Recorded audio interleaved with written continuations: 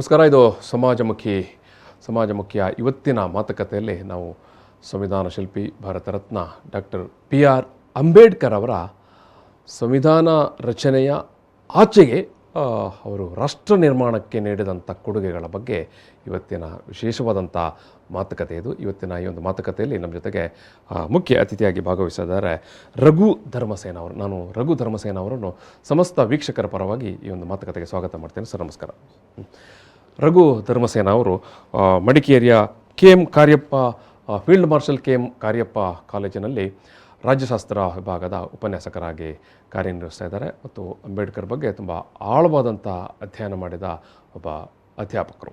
ನಾನು ಆರಂಭದಲ್ಲೇ ಹೇಳಿದ ಹಾಗೆ ನಮಗೆ ಅಂಬೇಡ್ಕರ್ ಗೊತ್ತು ಅಂತ ಹೇಳುವಾಗ ನಾವು ಅಂಬೇಡ್ಕರ್ ಅಂತ ಹೇಳಿದ ತಕ್ಷಣ ಸಂವಿಧಾನ ಶಿಲ್ಪಿ ಅಂತ ಸಾಮಾನ್ಯವಾಗಿ ಎಲ್ಲರಿಗೂ ಗೊತ್ತಿರುವ, ಎಲ್ಲರೂ ಅರಿತಿರುವ ವಿಚಾರ. ಅದರ ಆಚೆಗೆ ಕೂಡ ಅಂಬೇಡ್ಕರ್ ಅವರು ಈ ದೇಶಕ್ಕೆ ಅಥವಾ ಈ ದೇಶವನ್ನು ಕಟ್ಟಲಿಕ್ಕೆ, ಈ ರಾಷ್ಟ್ರದ ನಿರ್ಮಾಣಕ್ಕೆ ಭಾರಿ ದೊಡ್ಡ ಕೊಡುಗೆಯನ್ನು ಕೊಟ್ಟಿದ್ದಾರೆ. ಆ ವಿಚಾರಗಳು ಅನೇಕ ಮಂದಿ ಗಮನದಲ್ಲಿಲ್ಲ. ಯಾಕಂತ ಹೇಳಿದ್ರೆ ನಾವು ಭಾರಿ ದೊಡ್ಡ ವಿಚಾರವನ್ನೇ ಮಾತಾಡ್ತೇವೆ. ಸಂವಿಧಾನ ರಚನೆಯೇ, ಭಾರತದ ಸಂವಿಧಾನ ರಚನೆಯೇ ಬಹುಶಃ ಇಡೀ ಜಗತ್ತಿನಲ್ಲೇ ಒಂದು ಭಾರಿ ದೊಡ್ಡ ಒಂದು ಪ್ರಕ್ರಿಯೆ ಆಗಿತ್ತು.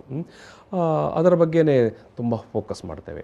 ಅದರ ಜೊತೆಗೇ ಅಂಬೇಡ್ಕರ್ ಅವರು ಈ ನವಭಾರತದ ನಿರ್ಮಾಣದಲ್ಲಿ ಭಾರಿ ದೊಡ್ಡ ಅನೇಕ ಕೊಡುಗೆಗಳನ್ನು ಕೊಟ್ಟಿದ್ದಾರೆ.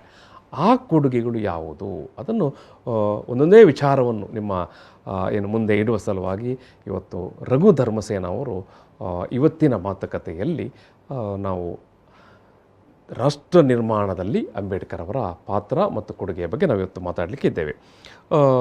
ರಘು ಧರ್ಮಸೇನ ಅವರೇ, ಈಗ ನಾವು ಸಂವಿಧಾನ ರಚನೆ, ಅದರಲ್ಲಿ ಆ ಸಂಬಂಧಪಟ್ಟ ಹಾಗೆ ಅಂಬೇಡ್ಕರ್ ಅವರ ಕೊಡುಗೆ, ಪಾತ್ರ, ಇವೆಲ್ಲವನ್ನು ನಾವು ತುಂಬ ಚರ್ಚೆ ಮಾಡ್ತೇವೆ, ಓದ್ತೇವೆ, ಕೇಳ್ತೇವೆ, ಮಾತಾಡ್ತೇವೆ ಎಲ್ಲವೂ ಕೂಡ.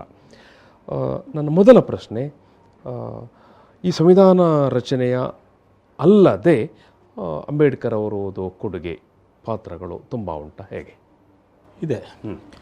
ಅದು ಎಕ್ಸ್ಪ್ಲೋರ್ ಆಗಿಲ್ಲ.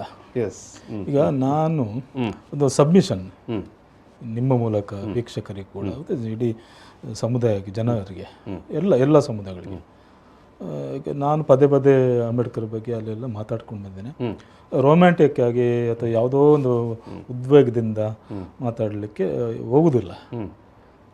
ಯಾಕಂದರೆ ನನಗೆ, ನಮ್ಮಂಥವ್ರಿಗೆ ಅವರನ್ನು ಆರಾಧನೆ ಮಾಡೋದಕ್ಕಿಂತಲೂ ಅವರನ್ನು ಬೌದ್ಧಿಕವಾಗಿ ನೋಡೋದು ಮತ್ತು ರಾಷ್ಟ್ರದ ನಿರ್ಮಾಣದಲ್ಲಿ ಈ ಆರಾಧನೆ ಅಂತ ಹೇಳುವಾಗ ಬಹುಶಃ ನಾವು ಎಲ್ಲೋ ವ್ಯಕ್ತಿಯನ್ನು ಯಾವುದೇ ಸಂದರ್ಭದಲ್ಲಿ ಕೂಡ ಸ್ವಲ್ಪ ಜಾಸ್ತಿ ಆರಾಧನೆ ಮಾಡ್ತಾ ಹೋದಾಗೆ ಅವರ ಕೊಡುಗೆಗಳೆಲ್ಲ ಕಮ್ಮಿ ಆಗಿಬಿಡ್ತದೆ. ಅದು ಎಲ್ಲೋ ಗೌಣವಾಗಿ ಹಿಂದಕ್ಕೆ ಸರಿದು ಬಿಡುತ್ತಾ ಅಂತ ಒಂದು ಅಪಾಯ ಕೂಡ ಇರುತ್ತದೆ. ಅದಿದೆ. ಈಗ ಅದಕ್ಕೆ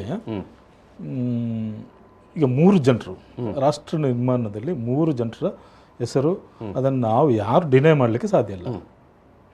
ಒಂದು ಅಂಬೇಡ್ಕರ್, ನೆಹರು, ಗಾಂಧಿ. ಅಂಬೇಡ್ಕರ್, ನೆಹರು, ಗಾಂಧಿ, ಇವರನ್ನ ನಾವು ಅವ್ರು ಡಿನೈ ಮಾಡಲಿಕ್ಕೆ ಸಾಧ್ಯನೇ ಇಲ್ಲ. ಗಾಂಧಿ ಮತ್ತು ಅಂಬೇಡ್ಕರ್ ವೈಚಾರಿಕವಾಗಿ ವಿರೋಧ ಇದ್ದರೂ ಕೂಡ, ಆ ರೀತಿಯ ಚರ್ಚೆಗಳು ಇದ್ದರೂ ಕೂಡ ಪರಸ್ಪರ ಗೌರವ ಮಾಡ್ತಿದ್ರು. ಆದರೆ ಗಾಂಧಿ ಸಮಾಜದ ಕಡೆ ಇದ್ರು. ಸಮಾಜವನ್ನು ಕಟ್ಟುವ ಕೆಲಸದಲ್ಲಿ ಗಾಂಧಿ ತೊಡಗಿದ್ರೆ ಈ ಇಬ್ಬರ ಜವಾಬ್ದಾರಿಗಳೇನು ಇತ್ತು, ನೆಹರು ಮತ್ತು ಅಂಬೇಡ್ಕರ್ದು, ಅವ್ರ ಸಮಾಜವನ್ನು ಕಟ್ಟುವ ಜವಾಬ್ದಾರಿ ಕೂಡ ಇತ್ತು ಇಬ್ಬರಿಗೂ.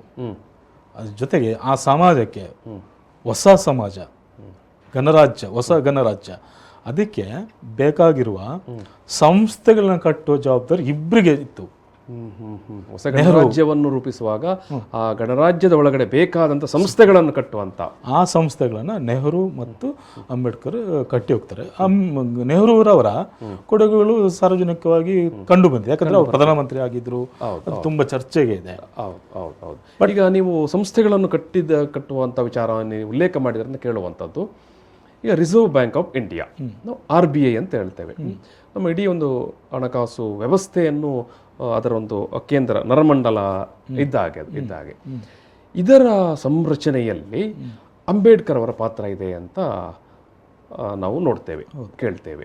ಅದಕ್ಕೆ ಬೇಕಾದ ಚಾರಿತ್ರಿಕ ದಾಖಲೆಗಳು ಕೂಡ ಇದ್ದಾವೆ. ಎಸ್, ನೀವು ಇದನ್ನು ಯಾವ ರೀತಿಯಾಗಿ ಇಲ್ಲಿ ವಿಷದಪಡಿಸ್ತೀರಿ? ಇವಾಗ ಗಣರಾಜ್ಯದ ಜರ್ನಿಯಲ್ಲಿ RBIನ ಸಂದರ್ಭದಲ್ಲಿ ನೇರವಾಗಿ ಅಂಬೇಡ್ಕರ್ ಹೆಸರು ಬರಲಿಲ್ಲ, ಅದು ಯಾಕೆ ಗೊತ್ತಿಲ್ಲ. ಆದರೆ RBI ರಚನೆ ಆಗೋದು, ಅದಕ್ಕೊಂದು ಕಮಿಷನ್ ನೇಮಕ ಆಗುತ್ತೆ, ಇಲ್ಟನ್ ಯಂಗ್ ಕಮಿಷನ್ ಅಂತ. ಅದರ ಇನ್ನೊಂದು ಹೆಸರು ರಾಯಲ್ ಕಮಿಷನ್ ಅಂತ. ಬ್ರಿಟಿಷರ ಅವಧಿಯಲ್ಲಿ, ಬ್ರಿಟಿಷರ ಕಾಲಘಟ್ಟದಲ್ಲಿ ಅವರು ನೇಮಿಸುವಂತ ಒಂದು 1926-29 ಏನೋ ಆ ಸಂದರ್ಭದ ಕಮಿಷನ್. ಅದು RBI ಸ್ಥಾಪನೆ ಮಾಡಲಿಕ್ಕೆ ರಿಪೋರ್ಟ್ ಕೊಡಬೇಕು ಅಂತ ಅವ್ರಿಗೆ ಜವಾಬ್ದಾರಿ ಇತ್ತು. ಸೊ ಆ ಕಮಿಟಿಯ ಡೆಲಿಬರೇಷನ್ಸ್ ನಡೆಯುವಾಗ ಅಂಬೇಡ್ಕರ್ರ ಥೀಸಿಸ್, ಮಾಸ್ಟರ್ ಇದು PhD ಥೀಸಿಸ್ ಅವರ ಕೈಯಲ್ಲಿ, ಆ ಸಮಿತಿಯ ಎಲ್ಲ ಸದಸ್ಯರ ಕೈಯಲ್ಲಿ, ಆ ಸಮಿತಿಯ ಕೈಯಲ್ಲಿದ್ದ ಇವರ ಏನು ಡೆಸರ್ಟೇಷನ್ PhD ಪ್ರಬಂಧದ ಹೆಸರು ಪ್ರಾಬ್ಲಮ್ ಆಫ್ ರೂಪಿ ಅಂತ. ರೂಪಾಯಿಯ ಸಮಸ್ಯೆಗಳು, ಅದರ ಮೆಕ್ಯಾನಿಸಮ್, ಅದರ ಸಮಸ್ಯೆಗಳೇನು, ಮೆಕ್ಯಾನಿಸಮ್ ಏನು, ಅದರ ಮಾರುಕಟ್ಟೆ ಏನು, ಅದನ್ನು ರೂಪಾಯಿಗೆ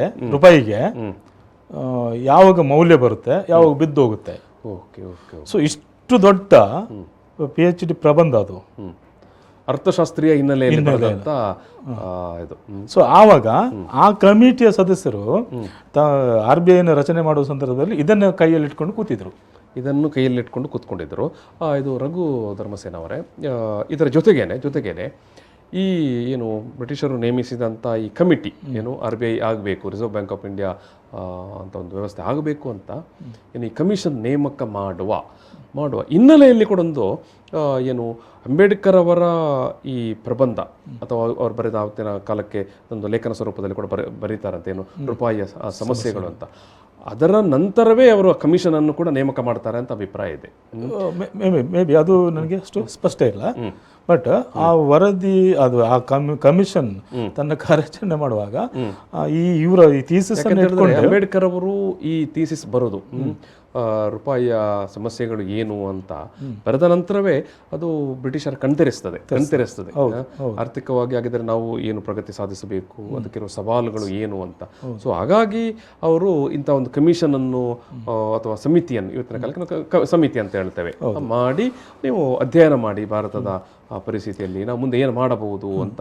ಸೊ ಹಾಗಾಗಿ ಇದೇ ಏನು ಅಂಬೇಡ್ಕರ್ ಅವರ ಈ ಅಧ್ಯಯನವೇ ರೂಪಾಯಿಯ ಸಮಸ್ಯೆಯ ಬಗ್ಗೆ ಅವರ ಅಧ್ಯಯನವೇ ಈ ಸಮಿತಿ ರೂಪಿಕೊಳ್ಳಲಿಕ್ಕೆ ಕೂಡ ಕಾರಣ, RBIಗೂ ಕಾರಣ ಅಂತ.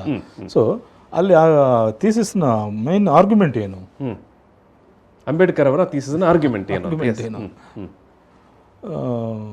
ಗೋಲ್ಡ್ ಸ್ಟ್ಯಾಂಡರ್ಡ್ ಅಂತ ಇದೆ, ಎಕ್ಸ್ಚೇಂಜ್ ಸ್ಟ್ಯಾಂಡರ್ಡ್. ಒಂದು ಕರೆನ್ಸಿಗೆ ಬೆಲೆ ಯಾವಾಗ ಬರುತ್ತೆ, ಯಾವಾಗ ಬೆಲೆ ಇರುವುದಿಲ್ಲ ಅಂತ, ಅದು ಥೀಸಿಸ್ನ ಮೈನ್ ಫೋಕಸ್, ಅದರ ಮೆಕ್ಯಾನಿಸಮ್. ರೂಪಾಯಿಗೆ ಇಲ್ಲದ್ರೆ ಅದು ಬರೀ ಕಾಗದ, ಅದು ಸಾಮಾನ್ಯ ಪರಿಭಾಷೆಯಲ್ಲಿ ಹೇಳಿದ್ರೆ ಅದೊಂದು ಕಾಗದ, ಮುದ್ರಿತ ಕಾಗದ ಬರ್ತದೆ. ಯಾವ ವ್ಯಾಲ್ಯೂ ಬರುತ್ತೆ ಅದಕ್ಕೆ, ಅದರ ಈಗ 1 ಕೋಟಿ ರೂಪಾಯಿ ಪ್ರಿಂಟ್ ಮಾಡಿದ್ರೆ ಅಷ್ಟೇ ಮೌಲ್ಯದ ಗೋಲ್ಡ್ ಅನ್ನ ಅದರ ಹೆಸರಿನಲ್ಲಿ ಅಲ್ಲಿ ರಿಸರ್ವ್ ಇಡಬೇಕು. ಅದಕ್ಕೆ ರಿಸರ್ವ್ ಬ್ಯಾಂಕ್ ಅದು ಆ ಗೋಲ್ಡ್ ಸ್ಟ್ಯಾಂಡರ್ಡ್ ಅಂತ, ಎಕ್ಸ್ಚೇಂಜ್ ಸ್ಟ್ಯಾಂಡರ್ಡ್, ಅದು ಅಷ್ಟೇ ಸಮಾನವಾಗಿ ಅಲ್ಲಿ ಆ ರೀತಿಯ ಒಂದು ಗೋಲ್ಡ್ ರಿಸರ್ವ್ ಇಟ್ಟರೆ ಸೊ ಅದಕ್ಕೆ ಬೆಲೆ ಬರುತ್ತೆ. ಸೊ ಇದು ಎಕನಾಮಿಕ್ಸ್ನವರು ಅದನ್ನು ಭಾರಿ ಚೆನ್ನಾಗಿ ಎಕ್ಸ್ಪ್ಲೇನ್ ಮಾಡಲಿಕ್ಕೆ ಆಗುತ್ತೆ. ಸೊ ನಾವು ಅದನ್ನು ಅಷ್ಟು ಸೂಕ್ಷ್ಮವಾಗಿ ಇಲ್ಲ. ಬಟ್ ಸೊ ಈ ರೀತಿಯ ಮೆಕ್ಯಾನಿಸಮನ್ನು ಕೂಡ ಅವರು, ಅಂದರೆ ಸಂಸ್ಥೆಯನ್ನು ಸ್ಥಾಪನೆ ಮಾಡುವಲ್ಲಿ ಕೂಡ ಅವರ ಇನ್ಫ್ಲುಯೆನ್ಸ್ ಇದೆ, ಅಥವಾ ಅವರ ನೇರ ಪಾತ್ರ ಕೂಡ ಇರಬಹುದು. ಬಟ್ ಸೊ ಹಾಗಿದ್ರೆ ಒಂದು ಇಲ್ಲಿ ಸ್ಪಷ್ಟ ಏನಂತ ಹೇಳಿದ್ರೆ, ಅಂಬೇಡ್ಕರ್ ಅವರು ರಾಜಕೀಯ ಶಾಸ್ತ್ರ, ಏನು ನಾವು ಪೊಲಿಟಿಕಲ್ ಸೈನ್ಸ್ ಅಂತ ಹೇಳ್ತೇವೆ, ಅಷ್ಟೇ ಪ್ರೌಢ ಮಟ್ಟದಲ್ಲಿ ಅರ್ಥಶಾಸ್ತ್ರವನ್ನು ಕೂಡ, ಎಕನಾಮಿಕ್ಸ್ ಅನ್ನು ಕೂಡ ಏನು ಅಧ್ಯಯನ ಮಾಡಿದವರು ಮತ್ತು ಅದನ್ನು ಮಂಡಿಸಿದವರು ಅಂತ. ಬೇಸಿಕಲಿ ಅರ್ಥಶಾಸ್ತ್ರಜ್ಞರು. ಆವಾಗ ಪೊಲಿಟಿಕಲ್ ಸೈನ್ಸ್ ಮತ್ತು ಅರ್ಥಶಾಸ್ತ್ರ ಬೇರೆ ಬೇರೆ ಇರಲಿಲ್ಲ. ಲಂಡನ್ನಲ್ಲಿ ಅಧ್ಯಯನ ಮಾಡುವಾಗ, ಲಂಡನ್ ಎಕನಾಮಿಕ್ಸ್ ಸ್ಕೂಲಲ್ಲಿ ಇವತ್ತಿಗೂ ಕೂಡ ಅದು ಒಟ್ಟೊಟ್ಟಿಗೆ ಅಧ್ಯಯನ ಮಾಡೋದು. ಇವಾಗ ಇಂಡಿಯಾದಲ್ಲಿ ಪೊಲಿಟಿಕಲ್ ಸೈನ್ಸ್ ಬೇರೆ ಆಗಿದೆ, ಎಕನಾಮಿಕ್ಸ್ ಬೇರೆ ಆಗಿದೆ, ಬಟ್ ಒಟ್ಟೊಟ್ಟಿಗೆ. ಸೊ ಆ ಕಾರಣಕ್ಕೋಸ್ಕರ ಆ ಕ್ಷೇತ್ರದಲ್ಲಿ ಅವರಿಗೆ ಭಾರಿ ಪ್ರೌಢಿಮೆ ಇತ್ತು. ಆ ಪ್ರೌಢಿಮೆಗೆ ಅಮೆರಿಕದ ಯೂನಿವರ್ಸಿಟಿಗಳು ಅಲ್ಲ, ಲಂಡನ್ನಲ್ಲಿ ಕೂಡ ಅವರ ಅಧ್ಯಾಪಕರು ತುಂಬ ಮೆಚ್ಚಿ ಮಾತಾಡಿದ್ದು ಇದೆ. ಸೊ ಅದು ಇಡೀ ನಮ್ಮ ರಾಷ್ಟ್ರದ ನಿರ್ಮಾಣದಲ್ಲಿ ಅವರ ಪ್ರೌಢಿಮೆ, ಅವರ ಕೆಲಸ ಕಾರ್ಯಗಳು ನಮಗೆ ಉಪಯೋಗಕ್ಕೆ ಬಂದಿವೆ, ಲಾಭ ಆಗಿವೆ. ರಾಷ್ಟ್ರ ನಿರ್ಮಾಣದಲ್ಲಿ ಅದು ನಮಗೆ ತುಂಬ ಬೇಕಾಗಿರುವಂಥ ಏನು ಇನ್ಸ್ಟ್ರೂಮೆಂಟ್ ಆಗಿ ಬಳಕೆ ಆಗ್ತಾ ಇವೆ. Yes yes yes yes Raghu ಅವರೇ, ಈಗ ಅದರ ಆಚೆಗೆ ನಾನು ಬರುವಂಥದ್ದು ಈಗ RBI ವಿಚಾರ ಆಯಿತು. ಆ ನಂತರದ ಏನು ಆಧುನಿಕ ಭಾರತವನ್ನು ನಿರ್ಮಿಸುವಂಥ ಸಂದರ್ಭದಲ್ಲಿ ಅದು ನೆಹರು ಕೂಡ ಹೇಳ್ತಾರೆ, ನಾವು ಕೈಗಾರಿಕೆಗಳನ್ನು ಸ್ಥಾಪನೆ ಮಾಡಬೇಕು, ಅಣೆಕಟ್ಟುಗಳನ್ನು ಸ್ಥಾಪನೆ ಮಾಡಬೇಕು ಅಂತ. ಈ ದೊಡ್ಡ ದೊಡ್ಡ ಅಣೆಕಟ್ಟುಗಳ ಸ್ಥಾಪನೆಯಲ್ಲಿ, ನಿರ್ಮಾಣದಲ್ಲಿ ಅಂಬೇಡ್ಕರ್ ಅವರ ಕೊಡುಗೆ ಏನು ಅಥವಾ ಅವರ ಪಾತ್ರ ಏನು? ಅದೇ ಈಗ ಅಥವಾ ಜೊತೆಗೆ ವಿದ್ಯುತ್ ವಲಯ, ವಿದ್ಯುತ್ ಶಕ್ತಿ, ವಿದ್ಯುತ್ ಏನು ನಿರ್ಮಾಣ ಮಾಡುವಂಥದ್ದು. ಎಸ್, ಈಗ ಅಂಬೇಡ್ಕರ್ ಅವರು, ಐ ಮೀನ್ ನೆಹರೂರವರು ಬೃಹತ್ ಆಣೆಕಟ್ಟುಗಳು ಆಧುನಿಕ ಭಾರತದ ದೇವಾಲಯಗಳು ಅಂತ ಕರೀತಾರೆ. ಹೌದು ಹೌದು. ಸೊ ಆ ಒಂದು ಫಿಲಾಸಫಿಯ ಹಿಂದೆ ಇರುವಂಥ ಅಡಿಗಲ್ಲು ಅಂಬೇಡ್ಕರ್ದು. ಅವರು ಯೋಚಿಸಿ ಹೋಗಿರೋದಲ್ಲ. ಅಂಬೇಡ್ಕರ್ ಆ ಕ್ಷೇತ್ರಕ್ಕೆ ಯೋಚಿಸಿ ಅದನ್ನು ನಾನು ತಗೊಂಡು ನಾನು ಮುನ್ನಡೆಸಿದೆ ಅಂತ ಅಲ್ಲ. ನೆಹರು ನೋಡಿ, ನೆಹರು ಬಗ್ಗೆ ಆರ್ಗ್ಯುಮೆಂಟು ಇದೆ. ಬಟ್ ನೆಹರು ಅಂಬೇಡ್ಕರ್ಗೆ ಅವಕಾಶಗಳು ಮಾಡಿ ಕೊಡ್ತಾರೆ. ಅದು ಸರಿಯೋ ತಪ್ಪು ಬೇರೆ ಪ್ರಶ್ನೆ. ಬಟ್ ರಾಷ್ಟ್ರ ನಿರ್ಮಾಣದಲ್ಲಿ ಇಬ್ಬರು ಕೂಡ ಸಮಾನವಾಗಿ ಪಾಲ್ಗೊಳ್ತಾರೆ. ಅಲ್ಲಿ ನೆಹರು ಪ್ರಧಾನಮಂತ್ರಿ,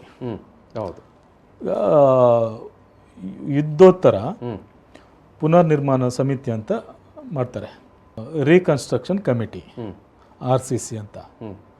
RCC ಕಮಿಟಿ, RCCಯ ಚೇರ್ಮನ್ ನೆಹರು. ಅದರಲ್ಲಿ ಎಲ್ಲ ಇಲಾಖೆಗಳನ್ನ ಸೇರಿಸ್ತಾರೆ. ಎಲ್ಲ ಇಲಾಖೆಗಳನ್ನ ಸೇರಿಸಿ ಆ ಇಲಾಖೆಗಳಿಗೆ ಪರ್ಟಿಕ್ಯುಲರ್ಲಿ ಪಾಲಿಸಿ ಮೇಕಿಂಗ್ ಜವಾಬ್ದಾರಿಗಳನ್ನ ಕೊಡ್ತಾರೆ. ಆದರೆ ಅತ್ಯಂತ ಹೆಚ್ಚಿನ ಜವಾಬ್ದಾರಿ ಬೀಳುವುದು ಅಂಬೇಡ್ಕರ್ ನಡೆಸ್ತಾ ಇದ್ದದ ಲೇಬರ್ ಮಿನಿಸ್ಟ್ರಿಗೆ. Okay okay okay. ಆ ಲೇಬರ್ ಮಿನಿಸ್ಟ್ರಿಗೆ ನೋಡಿ, ಈಗ ಕಾರ್ಮಿಕ ಸಚಿವಾಲಯಕ್ಕೆ ಇವಾಗ ಕಾರ್ಮಿಕರ ಬರೀ ಕಾರ್ಮಿಕರ ವಿಚಾರಗಳು ಮಾತ್ರ. ಆವಾಗಿನ ಸಂದರ್ಭದಲ್ಲಿ ಲೇಬರ್ ಮಿನಿಸ್ಟ್ರಿಗೆ ಕಾರ್ಮಿಕರ ಅದು ಮೂಲ ಕಲ್ಯಾಣ ಒಂದು ಮೂಲ ಕೆಲಸ, ಒಂದು ಇಲಾಖೆದು. ಅದರ ಜೊತೆಗೆ ಇರಿಗೇಷನ್, ನೀರಾವರಿ ಜವಾಬ್ದಾರಿ ಕೊಡ್ತಾರೆ. ಕಾನ್ಸ್ಟಿಟ್ಯೂಷನಲ್ ಅಥಾರಿಟಿ ಅದು ನೀರಾವರಿ ಜವಾಬ್ದಾರಿ ಕೊಡ್ತಾರೆ, ಪಾಲಿಸಿ ಮೇಕಿಂಗ್ ಮಾಡಲಿಕ್ಕೆ. ಎಲೆಕ್ಟ್ರಿಸಿಟಿ ಡೆವಲಪ್ಮೆಂಟ್ ಕೊಡ್ತಾರೆ. ದೆನ್ ವಾಟರ್ ವೇಸ್, ನೌಕಾಯಾನ, ನ್ಯಾವಿಗೇಷನ್, ನೌಕಾಯಾನ, ಜಲಮಾರ್ಗ ಇನ್ಲ್ಯಾಂಡ್ ಮತ್ತು ಹೊರಗಡೆ, ಇದನ್ನೆಲ್ಲ ಯೋಜಿಸಲಿಕ್ಕೆ ಜವಾಬ್ದಾರಿಯನ್ನು ಲೇಬರ್ ಮಿನಿಸ್ಟ್ರಿಗೆ ಕೊಡ್ತಾರೆ. ಲೇಬರ್ ಮಿನಿಸ್ಟ್ರಿಯಲ್ಲಿ ಸ್ಟ್ರಾಂಗ್ ಆದ ಒಂದು ಟೀಮ್ ಇರುತ್ತೆ. ಆ ಟೀಮ್ ಅಂಬೇಡ್ಕರ್ಗೆ ಕೂಡ ಸಪೋರ್ಟ್ ಮಾಡ್ತದೆ. ಅಲ್ಲಿ RCCಯಲ್ಲಿ ಇವರು Ambedkar one of the member.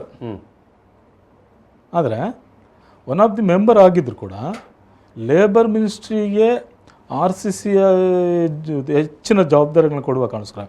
ಇವರಿಗೆ ನೀರಾವರಿಯಲ್ಲಿ ಯೋಜನೆ ಮತ್ತು ನೀತಿ ನಿರೂಪಣೆ, ಎಲೆಕ್ಟ್ರಿಸಿಟಿ ಡೆವಲಪ್ಮೆಂಟಲ್ಲಿ ಯೋಜನೆ ಮತ್ತು ನೀತಿ ನಿರೂಪಣೆ, ವಾಟರ್ ವೇಸಲ್ಲಿ ಜಲಮಾರ್ಗದಲ್ಲಿ ನೀತಿ ನಿರೂಪಣೆ ಮತ್ತು ಯೋಜನೆ, ಈ 3 ಜವಾಬ್ದಾರಿಗಳನ್ನ ಆ ಮಿನಿಸ್ಟ್ರಿಗೆ ಕೊಡುವ ಕಾರಣಕ್ಕೋಸ್ಕರ ಆ ಮಿನಿಸ್ಟ್ರಿಯ ಮಿನಿಸ್ಟರ್ ಆಗಿರುವ ಅಂಬೇಡ್ಕರ್ಗೆ ಅಷ್ಟು ಕೆಲಸಗಳು ಬೀಳ್ತವೆ.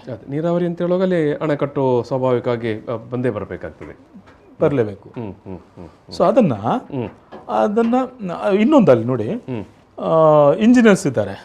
ಅಂಬೇಡ್ಕರ್ ಕೆಲಸಗಳು ನೋಡಿ, ಅದು ಆ ಕಮಿಟಿಯ ಕೆಲಸಗಳು ಕೂಡ ನೆಹರೂರವರ ಕೆಲಸಗಳು ಕೂಡ. ಅದ್ರ ಜೊತೆಗೆ ನೆಹರುವೇ ಬೇರೆ, ಅಂಬೇಡ್ಕರ್ ಬೇರೆ ಅಲ್ಲ. ರಾಷ್ಟ್ರ ನಿರ್ಮಾಣದಲ್ಲಿ ಏನಾಗಿದೆ ಅಂದರೆ ಅಲ್ಲಿ ಈ ಕಡೆ ಅಂಬೇಡ್ಕರ್ ವಿಚಾರಗಳು ಗೌನವಾಗಿ ಚರ್ಚೆಗೆ ಬಂದಿಲ್ಲ. ಇತ್ತೀಚೆಗೆ ಭಾರತ ಸರ್ಕಾರ 1993ರಲ್ಲಿ ಒಂದು ಡಾಕ್ಯುಮೆಂಟ್ ಅನ್ನು ಕೂಡ ತಂದಿದೆ ಈ ಕೆಲಸದಲ್ಲಿ, ಎಕ್ಸ್ಪ್ಲೋರ್ ಆಗದೇ ಇರುವ ಅಂಬೇಡ್ಕರ್ ಕೊಡುಗೆಗಳು. ಸೊ ಅಲ್ಲಿ ಇಂಜಿನಿಯರ್ಸ್ ಇದ್ದಾರೆ, ಇಂಜಿನಿಯರ್ಸ್ ಆಣೆಕಟ್ಟುಗಳನ್ನು ನಿರ್ಮಾಣ ಮಾಡಬೇಕು, ಅವರಿಗೆ ಆ ಕ್ಷೇತ್ರದ ಎಕ್ಸ್ಪರ್ಟೈಸ್ ಆಗಬೇಕು. ಆ ಕ್ಷೇತ್ರದಲ್ಲಿ ಅವರನ್ನು ವಿದೇಶಕ್ಕೆ ಕಳುಹಿಸಿ ಅವರಿಗೆ ಇಂಜಿನಿಯರಿಂಗ್ ಕ್ಷೇತ್ರದ ಆಡಳಿತ, ಇಂಜಿನಿಯರಿಂಗ್ ಕ್ಷೇತ್ರದ ತಾಂತ್ರಿಕತೆ, ಇಂಜಿನಿಯರಿಂಗ್ ಕ್ಷೇತ್ರದ ಕಾಮರ್ಸ್, ಈ 3 ವಿಭಾಗಗಳಲ್ಲಿ ಟ್ರೈನಿಂಗನ್ನು ಕೊಡಿಸಿ ಕರ್ಕೊಂಡು ಬರ್ತಾರೆ. ಇಷ್ಟನ್ನು ಅಂಬೇಡ್ಕರ್ ಅವರು ನೆಹರು ಜೊತೆಗೆ ಸೇರಿ, RCC ಜೊತೆಗೆ ಸೇರಿ, ಬರೀ ಅಂಬೇಡ್ಕರ್ದಲ್ಲ, ಆ ಇಬ್ರು ಮಹಾನ್ ವ್ಯಕ್ತಿಗಳು ರಾಷ್ಟ್ರ ನಿರ್ಮಾಣದಲ್ಲಿ ಪಾಲ್ಗೊಂಡ ಪ್ರಕ್ರಿಯೆ ಅದು. ಖಂಡಿತ. ಇದು ಇಂಥ ಚರಿತ್ರೆಗಳನ್ನು ನಾವು ನಮ್ಮ ಹೊಸ ತಲೆಮಾರಿನ ಮುಂದೆ ಇಡಬೇಕಾಗಿದೆ. ರಾಷ್ಟ್ರ ನಿರ್ಮಾಣ ಅನ್ನುವಂಥದ್ದು ಯಾವ ರೀತಿಯಲ್ಲಿ ನಡೆದು ಬಂತು ಅಂತ. ಸರಿ, ಆಗ ಒಂದು ಕಡೆ ನೆಹರು ಹೇಳಿದಂಥ ಬೃಹತ್ ಅಣೆಕಟ್ಟುಗಳು, ದೇವಾಲಯಗಳು ಅಂತ. ಅಂತ ಒಂದು ಅಣೆಕಟ್ಟನ್ನು ಕಟ್ಟಲಿಕ್ಕೆ ಬೇಕಾದಂಥ ತಾಂತ್ರಿಕ ವ್ಯವಸ್ಥೆ, ಜ್ಞಾನ ಮತ್ತು ಅದರ ಕಾಮರ್ಸ್, ಅದರ ಲೆಕ್ಕಾಚಾರಗಳು, ಇವೆಲ್ಲವನ್ನು ಕೂಡ ವಿದೇಶದಲ್ಲಿ ಕಲಿತುಕೊಂಡು ಬರುವಂಥದ್ದು. ಅದಕ್ಕೆ ಅಂಬೇಡ್ಕರ್ ನೀಡುವಂಥ ಒಂದು ಪ್ರೇರಣೆ, ಪ್ರೋತ್ಸಾಹ ಅವರೊಬ್ಬರು ಅವರ ಸಚಿವಾಲಯದ ಮೂಲಕ ಖಂಡಿತ ಭಾರಿ ಒಂದು ಅಪರೂಪದ ವಿಚಾರ. ಇನ್ನೊಂದು, ವಿದ್ಯುತ್ ಶಕ್ತಿಯ ಉತ್ಪಾದಿಸಿ ಅದಕ್ಕೆ ಬೆಲೆ ಎಷ್ಟು ನಿಗದಿ ಮಾಡಬೇಕು, ಅದು ಅವತ್ತು ಚರ್ಚೆ ಆಗಿದೆ.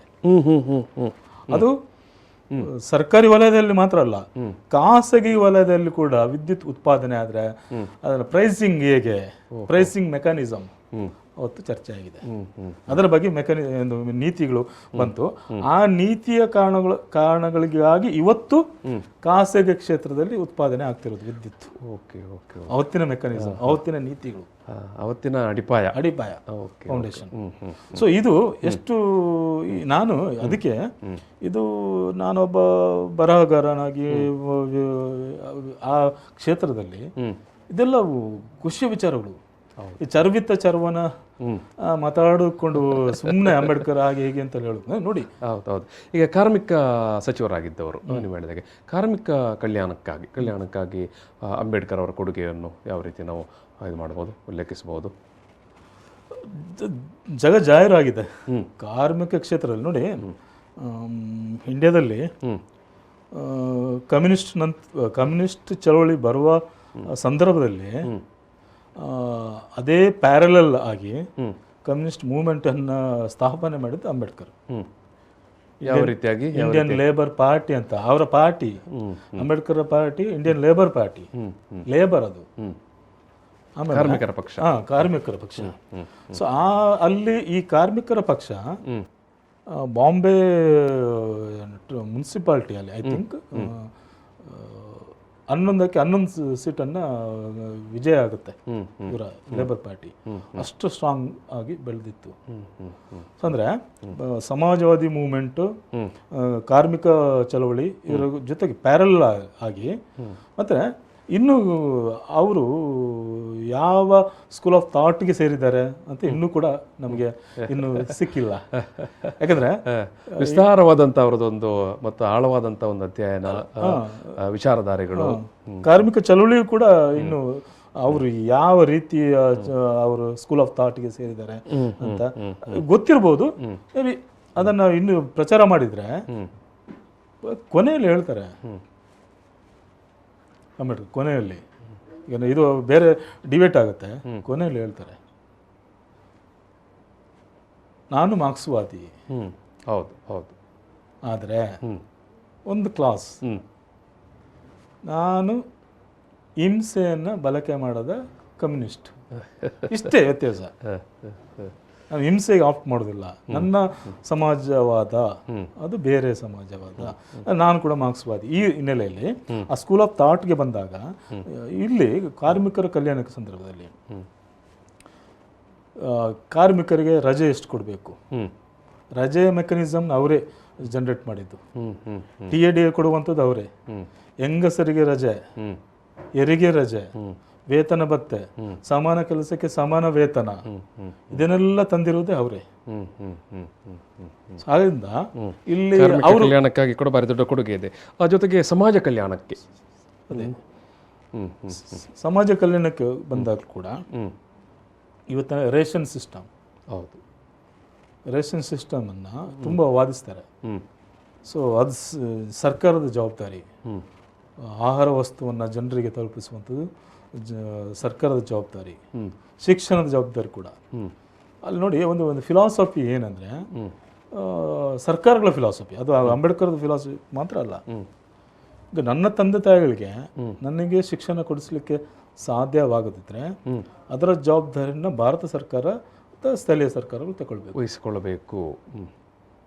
ಇದು ಸಂವಿಧಾನದ ಫಿಲಾಸಫಿ, ಇದು ಸಮಾಜ ಕಲ್ಯಾಣದ ಫಿಲಾಸಫಿ, ಅವರ ಮೆಕ್ಯಾನಿಸಮ್ ಅದು. ಸೊ ಅದ್ರ ಜೊತೆಗೆ ಇನ್ನೊಂದು, ಈಗ SST ಅಭಿವೃದ್ಧಿ ನಿಗಮ ಅಂತ ಇದೆ. ಅದು ಏನು ಸಣ್ಣ ಪುಟ್ಟ ಸೌಲಭ್ಯವನ್ನು ಹಂಚುವ ನಿಗಮವಾಗಿ ಪರಿವರ್ತನೆ ಆಗಿಬಿಟ್ಟಿದೆ. ಅದು SST ಸೌಲಭ್ಯ ಹಂಚುವ ನಿಗಮ ಅಲ್ಲ. ಅದು ಆ ನಿಗಮದ ಯೋಜನೆ ಇರುವುದು ಅಂಬೇಡ್ಕರ್ದು ಮೂಲ ಯೋಜನೆ. ಈ ಯೋಜನೆಯಲ್ಲಿ ಬ್ರಿಟಿಷರಿಗೆ ಅದನ್ನು ಸಬ್ಮಿಟ್ ಮಾಡ್ತಾರೆ ವರದಿ, ಈ ರೀತಿಯ ಒಂದು ಕಮಿಷನ್, ಅದು land settlement commission. Okay okay okay ಭೂಮಿ ಹಂಚಿಕೆ. ಲ್ಯಾಂಡ್ ಸೆಟಲ್ಮೆಂಟ್ ಕಮಿಷನನ್ನು ಏನೋ ಸಣ್ಣ ಪೆಟ್ಟಿ ಸೌಲಭ್ಯವನ್ನು ಹಂಚುವ ಕಮಿಷನ್ ಆಗಿ, ಒಂದು ಸಂಸ್ಥೆಯಾಗಿ, ಒಂದು ಇಲಾಖೆಯಾಗಿ ಮಾಡಿಬಿಟ್ಟಿದ್ದಾರೆ. ನೋಡಿ, ಲ್ಯಾಂಡ್ ಸೆಟಲ್ಮೆಂಟ್ ಕಮಿಷನ್ ಹೆಂಗೆ ಅಂದರೆ, ಎರಡು ಅಲ್ಲಿ ಈ ಸಮುದಾಯಗಳಿಗೆ ಮನೆ ಕಟ್ಟಿಕೊಡ್ಬೇಕು. ಆ ಲ್ಯಾಂಡ್ ಸೆಟಲ್ಮೆಂಟ್ ಕಮಿಷನ್ನ ಜವಾಬ್ದಾರಿ. ಇವಾಗ ನಾವು ಏನು ಪ್ಲಾನಿಂಗ್ ಮಾಡ್ತೇವೆ, ಸಿಟಿ ಪ್ಲಾನಿಂಗ್, ಅದಕ್ಕೆ ಬೇಕಾದ್ರೆ ಆ ಮನೆಗೆ ಬೇಕಾಗಿರುವ ಎಲೆಕ್ಟ್ರಿಸಿಟಿ, ನೀರು, ಇನ್ನಿತರ ರೋಡು, ಅದನ್ನೆಲ್ಲ ಒದಗಿಸ್ಕೊಡ್ಬೇಕು. ಆಧುನಿಕ ವ್ಯವಸ್ಥೆ ಒಂದು ಕಡೆ. ಇನ್ನೊಂದು ಕಡೆ ಹೊಲಗದ್ದೆಗಳನ್ನು ನಿರ್ಮಿಸುವುದು. ಹೊಲಗದ್ದೆಗಳನ್ನು ನಿರ್ಮಿಸಿ ಅದಕ್ಕೆ ಬೇಕಾಗಿರೋ ರೋಡು, ನೀರು, ವಿದ್ಯುತ್, ಬೀಜ, ಗೊಬ್ಬರ, ಅದನ್ನೆಲ್ಲ ಒದಗಿಸುವ ಜವಾಬ್ದಾರಿ ಲ್ಯಾಂಡ್ ಸೆಟಲ್ಮೆಂಟ್ ಕಮಿಷನ್ನ ಜವಾಬ್ದಾರಿ. ಇವತ್ತೇನಾಯ್ತು, ಅದು ಇವತ್ತು ನಿಗಮ ಆಗಿಬಿಟ್ಟಿದೆ. ಭೂಮಿಯ ವಿಚಾರವನ್ನು ಮಾತಾಡೋದಿಲ್ಲ, ನೀವು ಹೇಳಿದಾಗ ಯಾವುದೋ ಒಂದು ಸೌಲಭ್ಯಗಳನ್ನು ಕೊಡುವಂಥದ್ದು ಅಂತ, ಅಂದರೆ SST ನಿಗಮ ಅಂತ ಆಗಿಬಿಟ್ಟಿದೆ. ಲ್ಯಾಂಡ್ ಸೆಟಲ್ಮೆಂಟ್ ಕಮಿಷನ್ ರಾಜ್ಯ ಮತ್ತು ಅಲ್ಪಸಂಖ್ಯಾತರು, ಅದು ಅಂಬೇಡ್ಕರ್ ಅವರದೇ ಆದ ಒಂದು ಸಂವಿಧಾನ ಅಂತ ಹೇಳ್ತಾರೆ. ಸೊ ಅಲ್ಲಿ ಇದನ್ನೆಲ್ಲ ಹೇಳಿಬಿಡ. ಸೊ ನಾನು ಅದಕ್ಕೆ ಹೇಳ್ತೇನೆ, ಅವರು ಏನು ಅಂಬೇಡ್ಕರ್ ಅವರ ಈ ಕಂದಾಯ ಆಡಳಿತದ ವಿಚಾರದ ನೆಲೆಯಲ್ಲಿ ನೀವು ಹೇಳ್ತೀರಾ, ಅಥವಾ ಕಂದಾಯ ಆಡಳಿತದ್ದು ಅವರ ಪರಿಕಲ್ಪನೆ? ಕಂದಾಯ ಆಡಳಿತಕ್ಕೂ ಸಮಾಜವಾದಿ ಚಿಂತನೆಗೂ ಮತ್ತು ಆರ್ಥಿಕ ಯೋಜನೆಗಳಿಗೂ ಅದನ್ನೆಲ್ಲ ಒಟ್ಟು ಸೇರಿಸಿ ಹೇಳೋದಾದ್ರೆ ಎಲ್ಲ ಮಿಕ್ಸ್. ಅದು ಆರ್ಥಿಕ ತಜ್ಞ ಎಲ್ಲ ಮಿಕ್ಸ್ ಆಗಿ. ಈಗ ನಾನು ಕೂಡ ರೊಮ್ಯಾಂಟಿಕ್ ಆಗಿ ಮಾತಾಡ್ಬೋದು ಅಂತ ಅನಿಸ್ತದೆ, ಉದ್ವೇಗದಿಂದ ಮಾತಾಡ್ಬೋದು ಹೇಗೆ ಅಂತ. ಉದ್ವೇಗದಿಂದ ಮಾತಾಡುವ ಲೆವೆಲಿಗೆ ಆ ಕೆಲಸ ಇದೆ. ಈಗ ಸರಿ, ಭೂಮಿಯ ವಿಚಾರಕ್ಕೆ ಆಯಿತು. ಕೃಷಿಯ ಬಗ್ಗೆ ಅಂಬೇಡ್ಕರ್ಗಿದ್ದ ಪರಿಕಲ್ಪನೆಗಳೇನು? ಅದು ತುಂಬ ಸೂಕ್ಷ್ಮ ವಿಚಾರಗಳು. ಇವತ್ತಿನ ಸಂದರ್ಭದಲ್ಲಿ ಕೂಡ ಅವರ ಆರ್ಗ್ಯುಮೆಂಟ್ ತುಂಬ ರೆಲೆವೆಂಟ್. ಕೃಷಿಗೆ ಕೈಗಾರಿಕಾ ಸ್ಥಾನಮಾನವನ್ನು ಕೊಡಬೇಕು, ಕೃಷಿ ಮತ್ತು ಕೃಷಿಕರಿಗೆ ಕೈಗಾರಿಕಾ ಸ್ಥಾನಮಾನವನ್ನು ಕೊಡಬೇಕು ಅಂತ ವಾದಿಸ್ತಾರೆ. ಕೈಗಾರಿಕಾ ಸ್ಥಾನಮಾನ ಕೊಟ್ಟರೆ ಕೈಗಾರಿಕೆಯಲ್ಲಿ ದುಡಿಯುವ ಕಾರ್ಮಿಕರಿಗೆ ಏನು ಸೌಲಭ್ಯ ಸಿಗುತ್ತೆ? ಸರ್ಕಾರಿ ಸೌಲಭ್ಯಗಳು, ಅದೇ ರೀತಿ ಸೌಲಭ್ಯಗಳು ರೈತರಿಗೆ ಸಿಗ್ತಿತ್ತು. ಸೊ ಇವತ್ತು ರೈತರು ಸುಸೈಡ್ ಮಾಡ್ಕೊಳ್ಳುವಂಥದ್ದು, ಅಥವಾ ಇಡೀ ವ್ಯವಸ್ಥೆಯನ್ನು ಬೆಂಬಲ ಬೆಲೆ ಕೊಡಿ ಅಂತ ಇನ್ನೂ ಕೂಡ ಕೇಳ್ತಾ ಇರುವಂಥದ್ದು, ಅಥವಾ ಒಂದು 100 ರೂಪಾಯಿಯ ಗೊಬ್ಬರಕ್ಕೆ ಸಬ್ಸಿಡಿಗೆ ಪ್ರೊಟೆಸ್ಟ್ ಮಾಡುವಂಥದ್ದು, ಲಾಠಿ ಚಾರ್ಜ್ ಮಾಡಿಸ್ಕೊಳ್ಳುವಂಥದ್ದು ಆಗ್ತಿತ್ತ. ಹಾಗಾದರೆ ನಾನು ಒಮ್ಮೊಮ್ಮೆ ಯೋಚನೆ ಮಾಡ್ತೇನೆ, ಅವ್ರದ್ದು ದಲಿತರ ನಾಯಕನ, ರೈತರ ನಾಯಕನ, ಅಥವಾ OBCಗಳ ನಾಯಕನ, ಬರೀ ಕಾರ್ಮಿಕರ ನಾಯಕನ, ರಾಷ್ಟ್ರದ ನಿರ್ಮಾತೃಗಳು ಅವರು. ಆ ಮೂರು ಜನ ಗಾಂಧಿ, ನೆಹರು, ಅಂಬೇಡ್ಕರ್. ಸೊ ಅವರನ್ನು ನಾವು ನಮ್ಮ ಪ್ರಾಯದಲ್ಲಿ, ನಮ್ಮ ಒಂದು ಅನುಭವದಲ್ಲಿ ಅವರನ್ನೆಲ್ಲ ಲೊಕೇಟ್ ಮಾಡಲಿಕ್ಕೆ ಸಾಧ್ಯ ಉಂಟಾ? ಈಗ ನಾವು ಇವಾಗಲೇ ಮಾತಾಡಿದ ದೈವಗಳು ಅಥವಾ ದೊಡ್ಡ ಶಕ್ತಿಯ ವ್ಯಕ್ತಿಗಳು, ಹೀರೋಸ್ಗಳು, ಕಲ್ಚರಲ್ ಹೀರೋಸ್, ಅವರು ಏನು ಕೆಲಸ ಮಾಡಿ ಹೋದ್ರು, ಅದೇ ರೀತಿ ಮನುಷ್ಯನಿಗೆ ಅವ್ರ ತಾಕತ್ತಿಗೆ ಮೀರಿ ಕೆಲಸ ಮಾಡಿದ್ದಾರೆ. ಸೊ ಅದನ್ನು ನಾವು ಯಾವ ರೀತಿ ಅನಲೈಸ್ ಮಾಡೋದು ಅಂತ. ಹೌದು, ಅಂದರೆ ಸಾಮಾನ್ಯ ಮನುಷ್ಯರ ತಾಕತ್ತನ್ನು ಮೀರಿದಷ್ಟು ಅಧ್ಯಯನವನ್ನು ಕೂಡ ಮಾಡಿರ್ತಾರೆ ಅವರು. ಹೌದು, ನಮ್ಗೆ ಸಾಧ್ಯ. ಹೌದು, 12 ಪದವಿಗಳು, 50ಕ್ಕೂ ಜಾಸ್ತಿ ಏನೋ ಶಾರ್ಟ್ ಟರ್ಮ್ ಡಿಪ್ಲೊಮಾಗಳು, ಇದನ್ನೆಲ್ಲ ಓದಿ ಅಧ್ಯಯನ ಮಾಡಿದರು. ಸಾಮಾನ್ಯ ವಿದ್ಯಾರ್ಥಿಗಳಿಗೂ ಅಥವಾ ಸಾಮಾನ್ಯ ಅಧ್ಯಯನಗಾರರಿಗೂ ಸಾಧ್ಯವಿಲ್ಲದನ್ನು ಅವರು 20,000 ಪುಟಗಳಿಗಿಂತ ಜಾಸ್ತಿ ಸಾಹಿತ್ಯ ಅವರು ಬರೆದು ಹೋಗಿರೋದು. ಸಿಕ್ಕದೇ ಇರೋದು, ಪ್ರಿಂಟ್ ಆಗದಿರೋದು ಅದು ಇನ್ನೂ ಇದೆ. ತುಂಬ ಅವರ ಸಾಹಿತ್ಯದ ಬಾಕ್ಸ್ಗಳೆಲ್ಲ ಮಿಸ್ ಆಗಿದೆ. ಅದು ಏನೋ ಈಗ ಪ್ರಿಂಟ್ ಆಗಿರೋದು 20,000. ನಮಗೆ ಒಂದು 100 ಪುಟ ಬರೆಯುವುದೇ ಕಷ್ಟ. 20,000 ಪುಟಗಳ ಸಾಹಿತ್ಯ, ಅದು ಆ ಸಾಹಿತ್ಯವೇ ನಮ್ಮ ರಾಷ್ಟ್ರವನ್ನು ನಿರ್ಮಿಸಿರೋದು ಅಂತ. ಎಸ್, ಈಗ ರಾಷ್ಟ್ರವನ್ನು ನಿರ್ಮಿಸುವ ಸಂದರ್ಭದಲ್ಲಿ ಗುಡ್ ಗವರ್ನೆನ್ಸ್ ಅಂತ ನಾವು ಹೇಳ್ತೇವೆ. ಒಂದು ಒಳ್ಳೆಯ ಆಡಳಿತ ವ್ಯವಸ್ಥೆ, ಮತ್ತೊಂದು ರಾಜಕಾರಣದಲ್ಲೂ ಕೂಡ ಒಂದು ಒಳ್ಳೆಯ ರಾಜಕಾರಣ ಇರಬೇಕು ಅಂತ. ಇದು ಈ ರೀತಿಯ ಪರಿಕಲ್ಪನೆಗಳ ಬಗ್ಗೆ ಅಂಬೇಡ್ಕರ್ ಏನು ಹೇಳ್ತಾ ಇದ್ರು? ಅದೇ ನೋಡಿ, ಅವರು ಆಧುನಿಕತೆ ವಾದಿಸ್ತಾರೆ. ಜಾತೀಯತೆ ಉಂಟು, ಜಾತಿ ವ್ಯವಸ್ಥೆ, ಜಾತಿ ಅನ್ಯಾಯಗಳು, ವಿಲೇಜ್ ಗ್ರಾಮಗಳು, ಅದು ಅಲ್ಲಿಂದ ಬಿಟ್ಟು ಬನ್ನಿ, ಹೊರಗೆ ಬನ್ನಿ, ಸಿಟಿಗೆ ಬನ್ನಿ ಅಂತ ಹೇಳ್ತಾರೆ. ಅಂದರೆ ಆಧುನಿಕತೆ ಬಿಡುಗಡೆ ಮಾಡ್ತದೆ ನಿಮ್ಮನ್ನ ಅಂತ, ಆ ಮಾಡರ್ನಿಟಿಯ ಕಾನ್ಸೆಪ್ಟ್. ಅಂದರೆ ನೋಡಿ, ಇಬ್ಬರು ಕೂಡ ದೊಡ್ಡ ಪ್ರತಿಪಾದಕರು, ಮಾಡರ್ನಿಟಿಯ ಪ್ರತಿಪಾದಕರು. ಯಾರು? ನೆಹರು ಮತ್ತು ಅಂಬೇಡ್ಕರ್ ಅವರು. ಗಾಂಧಿ ಸ್ವಲ್ಪ ಮಟ್ಟಿಗೆ ನೀವು ಹಳ್ಳಿಯಲ್ಲೇ ಇರಿ, ವಿಲೇಜ್ ಇಕಾನಮಿಯನ್ನು ಡೆವಲಪ್ ಮಾಡಿ ಅಂತ ಒಂದು ವಿಚಾರ ಹೇಳಿದ್ರು ಕೂಡ, ಗಾಂಧಿಯಲ್ಲಿ ಒಬ್ಬ ಆಧುನಿಕ ವ್ಯಕ್ತಿ ಇದ್ದಾನೆ. ನಮಗೆ ಕಣ್ಣಿಗೆ ಕಾಣುವ ಗಾಂಧಿ ವಿಲೇಜ್ನ ಗಾಂಧಿ, ಗ್ರಾಮದ ಗಾಂಧಿ ಅಂತ. ಅಲ್ಲಿ ಕೂಡ ಆಧುನಿಕ ವಿಚಾರಗಳನ್ನ ಪ್ರತಿಪಾದಿಸುವ ಗಾಂಧಿ ಇದ್ದಾರೆ. ಗಾಂಧಿ ಸಾಯುವ ದಿನ ತುಂಬ ನೊಂದ್ಕೊಂಡು ಇವರು ಕೂರ್ತಾರೆ ಅಂಬೇಡ್ಕರ್. ನೋವು ಸರ್ ಆಗಬಾರ್ದಿತ್ತು ಇಂಥ ಘಟನೆ. ಹಾಗಾದ್ರೆ ಆ 3 ಜನರು ಸೇರಿಕೊಂಡು ಗಾಂಧಿ ಸಮಾಜದ ಕಡೆ ಜಾಸ್ತಿ ಇದ್ರು. ಅಂಬೇಡ್ಕರ್ ಸಮಾಜ ಕೂಡ ಸಂಸ್ಥೆಗಳು, ನೆಹರು ಸಂಸ್ಥೆಗಳು, ಆಧುನಿಕ ಭಾರತವನ್ನು ಕಟ್ಟುವ ಸಂಸ್ಥೆಗಳ ಕಡೆಗೆ ಅದನ್ನು ಬಲಪಡಿಸುವುದು ಹೇಗೆ, ಆಧುನಿಕ ದೇವಾಲಯಗಳನ್ನು ನಿರ್ಮಿಸುವುದು ಹೇಗೆ, ಇವರ ದೊಡ್ಡ ಫೋಕಸ್ ಇಬ್ಬರದು. ಈ ಸಮಾಜವನ್ನ ದೇವಾಲಯವಾಗಿ ಮಾಡೋದು ಹೇಗೆ ಅಂತ ಗಾಂಧಿಯ ಫೋಕಸ್. ಸೊ ರಾಜಕಾರಣದ ಬಗ್ಗೆ ಬಂದಾಗ ಗುಡ್ ಗವರ್ನೆನ್ಸ್, ಉತ್ತಮ ಆಡಳಿತ. ಏನು ಉತ್ತಮ ಆಡಳಿತ? ನಾನು ಜಾತಿಯನ್ನು ಮೀರುವುದು ಉತ್ತಮ ಆಡಳಿತ. ನಾನು ರೈತ ಅಲ್ಲ, ರೈತನ ನೋವು ಸಮಸ್ಯೆ ನನಗೆ ಅರ್ಥ ಆಗುವುದು ಉತ್ತಮ ಆಡಳಿತ. ನಗರ ರೈತ ಅಲ್ಲದಿದ್ದರೂ ಕೂಡ ರೈತರ ನೋವು ಕಷ್ಟಗಳು ಅರ್ಥವಾಗುವುದು ಅದು ಒಳ್ಳೆಯ ಗುಡ್ ಗವರ್ನೆನ್ಸ್, ಒಳ್ಳೆಯ ಆಡಳಿತ ವ್ಯವಸ್ಥೆ ಅಂತ. ಹಾಗಾದ್ರೆ ನನಗೆ ಅದು ನೋವು ಅರ್ಥ ಆಗಿದ್ರೆ ನಾನು ಆಡಳಿತಕ್ಕೆ ಬಂದರೆ ಆ ಕೆಲಸ ಕಾರ್ಯಗಳನ್ನು ಅವರ ನೋವಿನಗೆ ನಾನು ಸ್ಪಂದನೆ ಮಾಡಲಿಕ್ಕೆ ಸಾಧ್ಯ ಆಗುತ್ತೆ. ಹಾಗಾದರೆ ಜಾತಿಯನ್ನು ಮೀರಿ ರಾಷ್ಟ್ರವನ್ನು ನಿರ್ಮಿಸುವುದುಂಟಲ್ಲ, ನಾನು ಯಾವ ಜಾತಿಯಿಂದ ಬಂದಿದ್ರು ಕೂಡ ನಾನು ಅಟ್ಯಾಚ್ ಆಗಬೇಕಾದದ್ದು ನಗರಕ್ಕೆ. ನಗರ ಎಂಬುದು ಅದು ನಾಗರಿಕತೆ.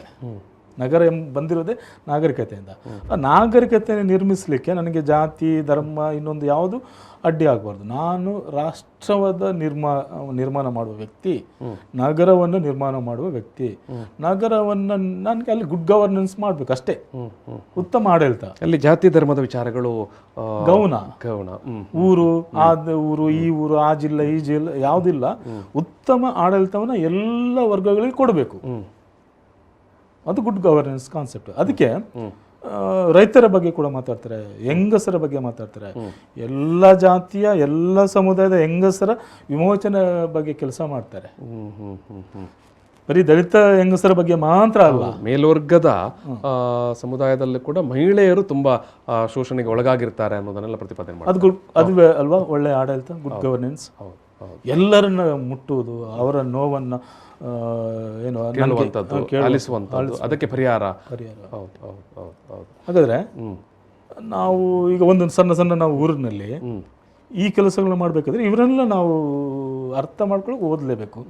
ಇವರನ್ನೆಲ್ಲ ಓದ್ಕೊಂಡು ಅರ್ಥ ಮಾಡಿಕೊಂಡು ಆವಾಗ ನನಗೆ ರೈತರ ನೋವು, ಕಾರ್ಮಿಕರ ನೋವು, ದಲಿತರ ನೋವು, ಹಿಂದುಳಿದ ವರ್ಗಗಳ ನೋವು, ಹೆಂಗಸರ ಸಮಸ್ಯೆಗಳು ಎಲ್ಲವೂ ಅರ್ಥ ಆಗ್ತಾ ಹೋಗ್ತದೆ. ಜೊತೆಗೆ ಒಂದು ಸಹೋದರತೆ, ಭ್ರಾತೃತ್ವ, ಸರ್ವ ಧರ್ಮ ಸಮನ್ವಯ, ಮತ್ತೆ ಇಡೀ ಒಂದು ಭಾರತದ ಒಂದು ಭಾರತದ ಬಹುತ್ವ ಅವೆಲ್ಲವೂ ಅರ್ಥ ಆಗುತ್ತೆ. ಬಹುಶಃ ಬಹುತ್ವ ಅರ್ಥ ಆದರೆ ನಾವು ಉಳಿತೇವೆ.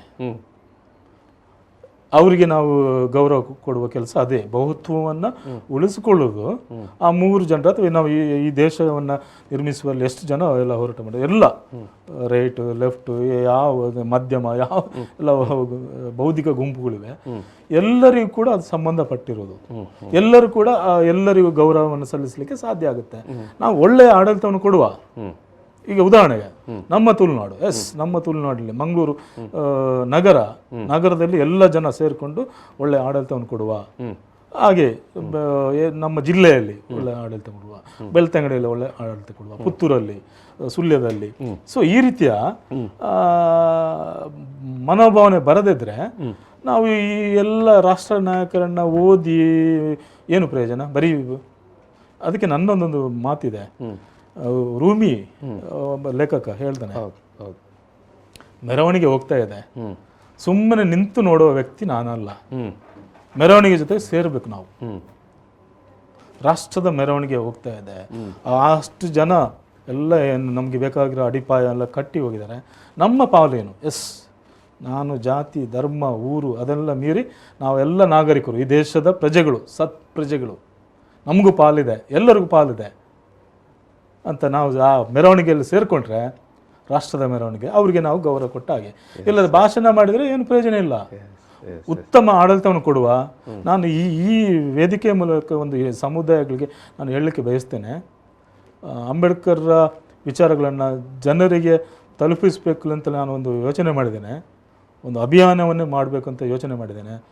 ಸೊ ಆ ಅಭಿಯಾನದ ಜೊತೆಗೆ ಎಲ್ಲ ಬೌದ್ಧಿಕ ವಲಯದವರು, ಕಾರ್ಯಕರ್ತರು, ಜನ ಸಮುದಾಯಗಳು, ಬರಹಗಾರರು, ನಾಡಿನ ಬಗ್ಗೆ ತುಂಬ ಚಿಂತನೆ ಮಾಡುವವರು ಸೇರಿಕೊಳ್ಳಲಿ. ನಾವು ಅದನ್ನು ನಡೆಸುವ, ತುಳುನಾಡು ಒಂದು ಉತ್ತಮ ತುಳುನಾಡನ್ನು ನಡೆಸುವ ಅಂತ ಒಂದು ನಾನು ಬಯಸ್ತಾ. ಯಶಸ್ವಿಯಾಗಲಿ. ಮತ್ತು ಏನು ಅಂಬೇಡ್ಕರ್ ಅವರ ಇಡೀ ಅವರ ಅಗಾಧವಾದಂಥ ಅವರ ಸ್ವರೂಪವನ್ನು ಕೂಡ ತೋರಿಸುವಂಥ ಒಂದು ವ್ಯವಸ್ಥೆ ಕೂಡ ಆಗಬೇಕು.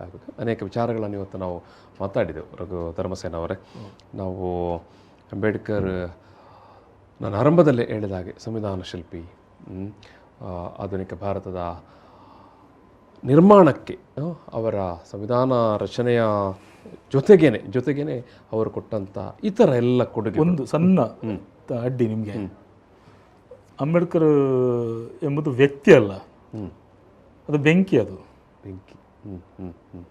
ಬೆಂಕಿಯನ್ನು ನನ್ನಂಥ ಹುಲು ಮನುಷ್ಯ ಪ್ರಾಮಾಣಿಕ ಇದ್ದರೆ ಮಾತ್ರ ಮುಟ್ಲಿಕ್ಕೆ ಆಗುತ್ತೆ. ನಮ್ಮಲ್ಲಿ ಅದು ತುಳುನಾಡಿನಲ್ಲಿ ಒಂದು ಎಲ್ಲ ನಮ್ಮ ಪುರಾಣಗಳಲ್ಲಿ ಎಲ್ಲ ಬರುತ್ತೆ ಅಲ್ಲ ಮಾತು ಕೂಡ, ಸತ್ಯ ಪ್ರಮಾಣ ಮಾಡೋದು ಬೆಂಕಿಯನ್ನು ಮುಟ್ಟಿ ಅಂತ. ಹೌದು, ನಾನು ಪ್ರಾಮಾಣಿಕ ಆಗದಿದ್ರೆ ನನಗೆ ಅಂಬೇಡ್ಕರ್ ಬಗ್ಗೆ ಭಾಷಣ ಮಾಡ್ತೀನಿ ಅಥವಾ ಎಲ್ಲ ನಾಯಕರ ಬಗ್ಗೆ ಭಾಷಣ ಮಾಡ್ತೀನಿ, ಅದು ಜಾರಿಗೆ ಬರುವುದಿಲ್ಲ. ಸೊ ಮತ್ತು ಎಲ್ಲರೂ ಕೂಡ ಅದನ್ನು ತುಂಬ ಅದೇ ಅಂಬೇಡ್ಕರನ್ನು ಓದೋದಂದರೆ ಇಡೀ ಜಗತ್ತನ್ನು ಓದೋದು. ಮಾನವೀಯತೆ ಇದ್ದರೆ ಅಂಬೇಡ್ಕರನ್ನು ಜಗತ್ತನ್ನು ಓದಲಿಕ್ಕೆ ಅರ್ಥ ಮಾಡಲಿಕ್ಕೆ ಆಗುತ್ತೆ. ಸೊ ಅದು ಮಾಡುವ. Thank you. ವೀಕ್ಷಕರೇ, ಡಾಕ್ಟರ್ ಬಿ ಆರ್ ಅಂಬೇಡ್ಕರ್ ಅವರ ಈ ಭಾರತ ರಾಷ್ಟ್ರ ನಿರ್ಮಾಣದಲ್ಲಿ ಅವರ ಕೊಡುಗೆಗಳು, ಗಾಂಧಿ, ನೆಹರು ಜೊತೆಗೇನೆ ಅಂಬೇಡ್ಕರ್, ಈ 3 ಮಂದಿಯ ಏನು ಸರಿಸಮಾನವಾಗಿ ಈ ದೇಶವನ್ನು ನಿರ್ಮಿಸಲಿಕ್ಕೆ ಕೊಟ್ಟಂಥ ಕೊಡುಗೆಗಳ ಬಗ್ಗೆ ನಾವು ಮಾತಾಡಿದೆವು. ಪರ್ಟಿಕ್ಯುಲರ್ಲಿ ಅಂಬೇಡ್ಕರ್ ಅವರು ಸಂವಿಧಾನ ರಚನೆಯ ಒಂದು ನೇತೃತ್ವದ ಜೊತೆಗೇ ಅವರು ಕೊಟ್ಟಂಥ ಇತರ ಕೊಡುಗೆಗಳು, ಅಂದರೆ ಈ ಆಧುನಿಕ ಭಾರತವನ್ನು ಕಟ್ಟಲಿಕ್ಕೆ ಅವರು ಕೊಟ್ಟಂಥ ಇತರ ಕೊಡುಗೆಗಳ ಬಗ್ಗೆ ನಾವು ಇವತ್ತು ಮಾತಾಡಿದೆವು. ರಘು ಧರ್ಮಸೇನ ಅವರು ರಾಜಕೀಯ ಶಾಸ್ತ್ರದ ಉಪನ್ಯಾಸಕರು, ಮಡಿಕೇರಿಯ KM Cariappa, field marshal KM Cariappa ಕಾಲೇಜಿನ ಉಪನ್ಯಾಸಕರು. ಅನೇಕ ವಿಚಾರಗಳನ್ನು, ಅದು ಅಂಬೇಡ್ಕರ್ ಅವರು RBI ರಿಸರ್ವ್ ಬ್ಯಾಂಕ್ ಆಫ್ ಇಂಡಿಯಾದ ಒಂದು ನಿರ್ಮಾಣದ ಮೂಲ ಚಿಂತಕರಾಗಿ ಮಾಡಿದಂಥ ಕೆಲಸ, ಪ್ರೇರಣೆ, ಆಮೇಲೆ ದೇಶದ ನೀರಾವರಿ ವ್ಯವಸ್ಥೆಯಲ್ಲಿ, ಕಾರ್ಮಿಕ ಕಲ್ಯಾಣದಲ್ಲಿ, ಸಮಾಜ ಕಲ್ಯಾಣದ ವಿಚಾರದಲ್ಲಿ ಮತ್ತು ಒಳ್ಳೆಯ ಆಡಳಿತ, ಒಳ್ಳೆಯ ರಾಜಕಾರಣದ ಬಗ್ಗೆ ಅಂಬೇಡ್ಕರ್ ಅವರ ನಿಲುವುಗಳು, ಅವರ ಸಾಧನೆಗಳು, ವಿಚಾರಗಳನ್ನೆಲ್ಲವನ್ನು ರಘು ಧರ್ಮಸೇನ ಅವರು ನಮ್ಮ ಮುಂದೆ ಇಟ್ಟಿದ್ದಾರೆ. ನಾನು ಸಮಸ್ತ ವೀಕ್ಷಕರ ಪರವಾಗಿ ಅವರಿಗೆ ಪ್ರೀತಿಪೂರ್ವಕ ಧನ್ಯವಾದ ಸಮರ್ಪಣೆ ಮಾಡ್ತೇನೆ ಸರ್. ತಮಗೂ ಧನ್ಯವಾದಗಳು, ನಮ್ಮನ್ನು ಕರೆದು ಎಷ್ಟು ವಿಚಾರಗಳನ್ನ ಹಂಚಿಕೊಳ್ಳಲಿಕ್ಕೆ ಅವಕಾಶ ಮಾಡಿಕೊಡಿ. Yes, thank you. ನೀವು ಕೂಡ ರಾಷ್ಟ್ರ ನಿರ್ಮಾಣದಲ್ಲಿ ಪಾಲ್ಗೊಂಡಿದ್ದೀರಿ. Thank you. ನಮ್ಮೆಲ್ಲರ ಕರ್ತವ್ಯಗಳು ಎಲ್ಲರದ್ದು. ಹೌದು. ಎಸ್, ನಾನು ಈ ಒಂದು ಸಮಾಜಮುಖಿ ಮಾತುಕತೆಯನ್ನು ಇಲ್ಲಿ ಸಮಾಪನ ಮಾಡ್ತೇನೆ. Thank you.